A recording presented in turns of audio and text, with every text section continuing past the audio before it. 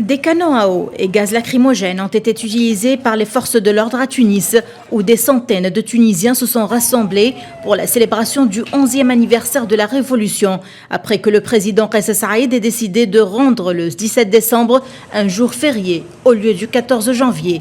L'opposition a défié également l'interdiction de rassemblement annoncée par la présidence du gouvernement en raison de la situation pandémique, pour exprimer encore une fois son opposition aux mesures décidées par le président Kais Saïed le 25 juillet.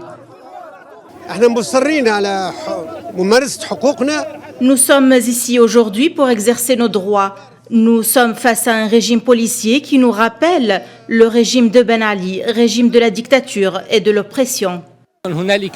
Il y a un échec auquel nous assistons et c'est clair pour les partis qui ont appelé à manifester. Ces forces n'ont pas compris le message répété des citoyens tunisiens qu'il y a une indifférence populaire face à tout ce que disent les forces de l'opposition. Il y a une véritable rupture entre les politiciens et les Tunisiens. À 14 h, une marée humaine était déjà observable à l'avenue Mohamed V. La mobilisation atteint son apogée et il était difficile de se déplacer au milieu de la foule. L'avenue était saturée, des scènes qui nous rappellent d'ailleurs le jour du 14 janvier 2011.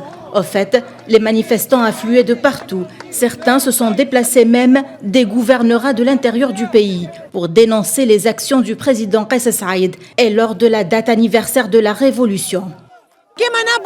Nous sommes venus aujourd'hui pour rappeler que le 14 janvier est une journée symbolique dédiée aux martyrs de la Révolution.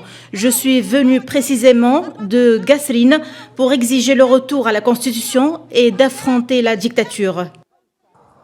La Tunisie traverse une crise politique depuis le 25 juillet dernier, date à laquelle des mesures exceptionnelles ont été imposées, dont notamment le gel des compétences du Parlement et la promulgation des lois par décret présidentiel. La majorité des forces politiques et civiles en Tunisie, dont le mouvement Nahda, rejette ces mesures et les considère comme un coup d'État contre la Constitution. Comme vous voyez, un important dispositif sécuritaire a été déployé autour de l'avenue Habib Bourguiba, axe principal du centre-ville, en prévision des manifestations. Les forces de l'ordre ont fermé dès les premières heures de ce vendredi tous les accès conduisant à cette avenue de la Révolution. Depuis Tunis, Najwa Becha, Médien.